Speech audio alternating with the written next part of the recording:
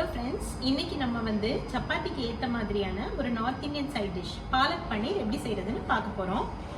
இது வந்து சப்பாத்திக்கு மட்டும் இல்ல, நீங்க எந்த வெரைட்டி ரொட்டி பண்ணாலும் அதுக்கு சைட் டிஷ்ஷா யூஸ் பண்ணிக்கலாம். அதே சமயம் இப்போ புலாவ் வெரைட்டிஸ் பண்ணுவீங்க இல்லையா, அதுக்கு கூட இது ரொம்ப நல்லா இருக்கும். கீரை வந்து எவ்வளோ ஆரோக்கியமானதுன்னு நம்ம எல்லாருக்கும் தெரியும். அது ஒரு நல்ல இம்யூனிட்டி பூஸ்டர். ஆனால் குழந்தைங்களை கீரை சாப்பிட வைக்கிறது கண்டிப்பாக ரொம்ப கஷ்டமான ஒரு விஷயம். ஆனால் இந்த மாதிரி செஞ்சு கொடுத்தீங்கன்னு வைங்களேன், ஹெல்த்தியாகவும் இருக்கும், அதே சமயம் டேஸ்டியாகவும் இருக்கும். மடன் சாப்பிட்ருவாங்க பசங்க. வாங்க இப்போ இந்த ரெசிபி எப்படி செய்யறதுன்னு பார்க்கலாம்.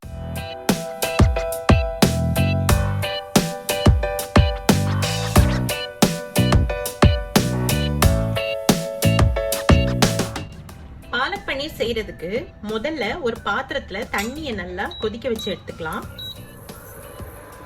பாருங்க, தண்ணி நல்லா கொதிக்க ஆரம்பிச்சிச்சு. இப்ப நம்ம இதுல கழுவி வச்சிருக்கிற பாலக்கீரையை ஆட் பண்ணிடலாம்.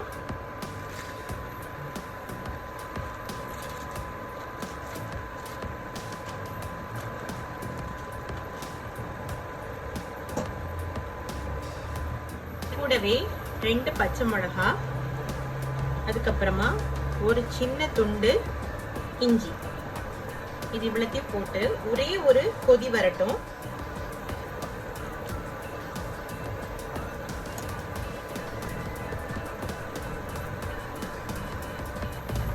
பாருங்க, இப்போ ஒரு கொதி வந்துருச்சு. ரொம்ப நேரம் கொதிக்க விடாதீங்க, ஏன்னா அந்த கிரீன் கலர் வந்து மாறிடும். அவ்வளவுதான். இப்போ ஸ்டவ் ஆஃப் பண்ணிடலாம். ஆஃப் பண்ணிட்டு இதை வடிகட்டிட்டு நம்ம வந்து சில் தண்ணியில இதை போடணும். இதை இப்ப வடிகட்டிடலாம்.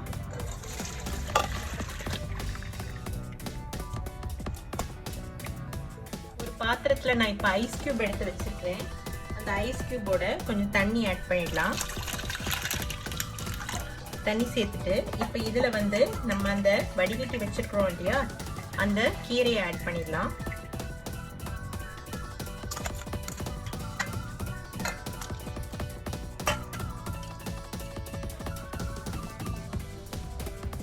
இப்ப இந்த நம்ம ஐஸ் தண்ணியில போட்டு வச்சத எடுத்து நம்ம வந்து நல்லா நைஸா அரைச்சு எடுத்துடலாம். கொரகொரப்பா அரைக்காதீங்க, ஏன்னா இந்த கிரேவிக்கு வந்து நீங்க நல்லா பிளெண்ட் பண்ணாதான் ரொம்ப நல்லா இருக்கும். ஸோ அதனால நல்லா நைஸா அரைச்சு எடுத்துக்கோங்க. இது கூட கொஞ்சமா தண்ணி ஆட் பண்ணிக்கோங்க, ரொம்ப அதிகமா வேண்டாம், ஜஸ்ட் கொஞ்சமா ஆட் பண்ணிக்கோங்க. ஆட் பண்ணிட்டு இதை நல்லா நைஸா இப்ப அரைச்சு எடுத்துடலாம். பாருங்க, இந்த மாதிரி நல்லா நைஸா அரைச்சு எடுத்துக்கோங்க. முதல்ல ஒரு பேன்ல 2 டேபிள் ஸ்பூன் அளவு எண்ணெய் ஆட் பண்ணிக்கோங்க. எண்ணெய் சூடானதும் அதுல ஒரு சின்ன துண்டு இஞ்சியை பொடி பொடியா நறுக்கிருக்கேன். அதுக்கப்புறமா 3 பல் பூண்டு, அதையும் பொடி பொடியா நறுக்கிருக்கேன். இது ரெண்டையும் ஆட் பண்ணிடலாம்.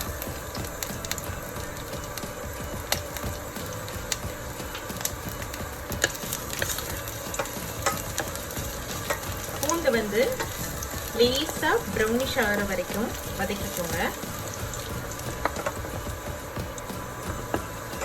பாருங்க, பூண்டு இப்போ லேசா கலர் மாறிடுச்சு.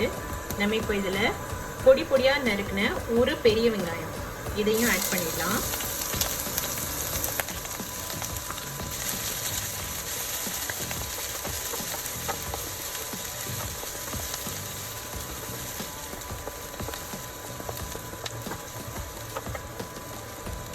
வெங்காயம் நல்லா வதங்கிடுச்சு. இப்ப நம்ம இதுல சின்ன சின்னதா நறுக்கி வச்சிருக்கிற ஒரு நல்ல பழுத்த தக்காளி, அதையும் ஆட் பண்ணிடலாம்.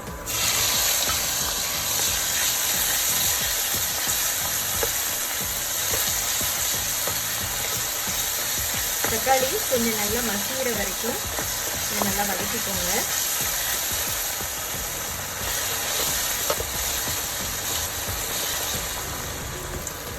பாருங்க, தக்காளி நல்லா வதங்கிடுச்சு. இப்போ இதுல 1/4 டீஸ்பூன் அளவு மஞ்சள் தூள், 1/4 டீஸ்பூன் அளவு மிளகாய் தூள். ஏன்னா நம்ம பச்சை மிளகாய கீரையோடு சேர்த்து அரைச்சிருக்கோம், அதனால இதுல கொஞ்சமா போட்டா போதும். 1 டீஸ்பூன் மல்லித்தூள், 3 ஆட் பண்ணிட்டு லேசா வதக்கிக்கோங்க.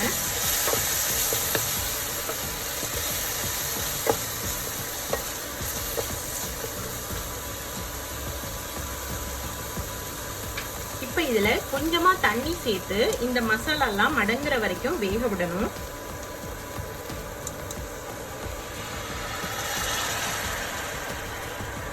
மசாலா நல்லா வெந்ததுக்கு அப்புறமா தான் நம்ம வந்து அந்த அரைச்சு வச்சிருக்கிற கீரையை ஆட் பண்ணணும். அதுக்கு முன்னாடி நம்ம ஆட் பண்ணக்கூடாது.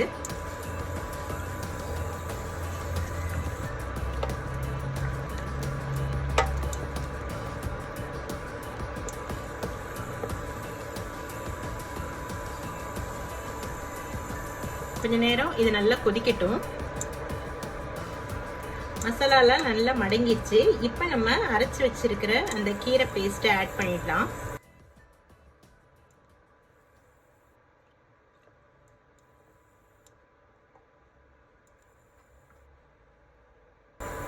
கீரையை ஆட் பண்ணதுக்கு அப்புறமா கொஞ்சமா சீரகத்தூள், ஒரு 1/4 டீஸ்பூன் அளவு சுகர். இது வந்து பச்சை கலரை ரீடைன் பண்றதுக்காக தான். கிரேவிக்கு தேவையான உப்பு,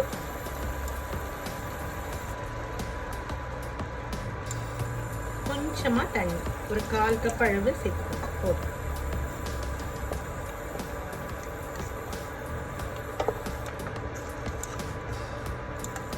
கொஞ்ச நேரம் இது வேகட்டும். வேகும் போது லேசா அந்த கலர் வந்து சேஞ்ச் ஆகும். கிரீன் கலர் போகாது, பட் அந்த கிரீன் கலரோட அந்த கிரீனிஷ் இதே வந்து கொஞ்சம் சேஞ்ச் ஆகும். அந்த ஸ்டேஜ் வரைக்கும் நம்ம அதை குக் பண்ணணும். நடுவில் லேசா இதை கிண்டி விட்டுக்கோங்க. ஏன்னா சம்டைம்ஸ் அடியில கொஞ்சம் உங்களுக்கு வந்து அடி பிடிச்சிரும். பாருங்க, இப்ப லைட்டா கலர் கொஞ்சம் சேஞ்ச் ஆயிருக்கு. ஸோ இந்த ஸ்டேஜ்ல வந்துட்டு நம்ம பன்னீர் ஆட் பண்ணிடலாம். நான் இன்னைக்கு 200 கிராம் ஃப்ரெஷ் பன்னீர் எடுத்து கட் பண்ணி வச்சிருக்கிறேன். அதையும் சேர்த்துடலாம்.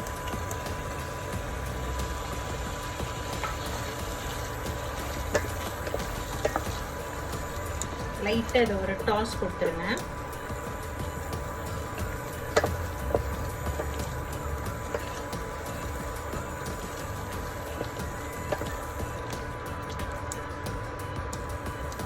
முக்கியமான விஷயம், கீரையை வேக வைக்கும் போது எப்பவுமே மூடி போட்டுறாதீங்க.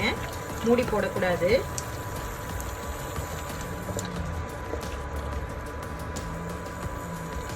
பன்னீர் கொஞ்சம் குக் ஆகட்டும்.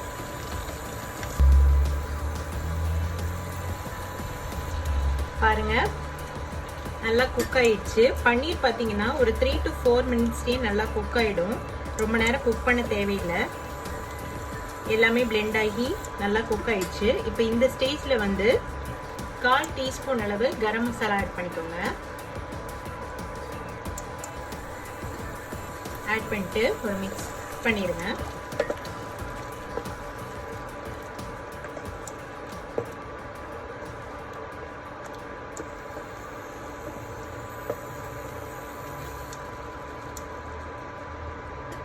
அதுக்கப்புறமா கொஞ்சமா கொத்தமல்லி தழை. உங்ககிட்ட கஸ்தூரி மேத்தி இருந்துச்சுன்னா நீங்க கஸ்தூரி மேத்தி ஆட் பண்ணிக்கலாம். நான் இன்னைக்கு கொத்தமல்லி ஆட் பண்ணியிருக்கேன்.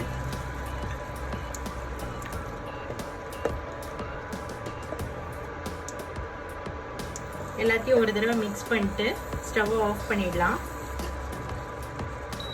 ஆஃப் பண்ணதுக்கு அப்புறமா அது மேல கொஞ்சமா பட்டர், ஒரு 10 கிராம் இருக்கும் அந்த அளவுக்கு பட்டர் போட்டுக்கோங்க. போட்டுட்டு கூடவே 1 டீஸ்பூன் அளவு கிரீம், ஃப்ரெஷ் கிரீம், இதையும் சேர்த்துட்டு எல்லாத்தையும் ஒரு தடவை நல்லா கலந்து விட்டுடுங்க.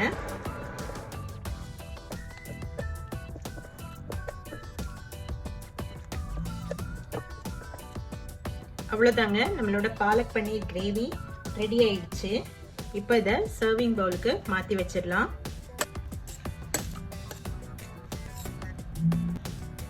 நம்மளோட பாலக் பன்னீர் கிரேவி ரெடி.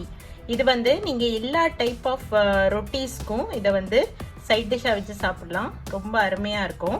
நீங்களும் இதை ட்ரை பண்ணி பாருங்கள். எப்படி இருக்குன்னு உங்களோட ஃபீட்பேக்கை கமெண்ட்ஸில் சொல்லுங்கள். தேங்க்யூ. இந்த வீடியோ உங்களுக்கு பிடிச்சிருந்துச்சுன்னா லைக் பண்ணுங்கள், உங்களோட ஃப்ரெண்ட்ஸ்க்கும் ரெக்கமெண்ட் பண்ணுங்கள். என்னோட சேனலுக்கு சப்ஸ்கிரைப் பண்ணாதவங்க சப்ஸ்கிரைப் பண்ண கன்சிடர் பண்ணுங்கள். இன்னும் ஒரு நல்ல ரெசிபியோட உங்களை அடுத்த வீடியோவில் சந்திக்கிறேன். தேங்க்யூ.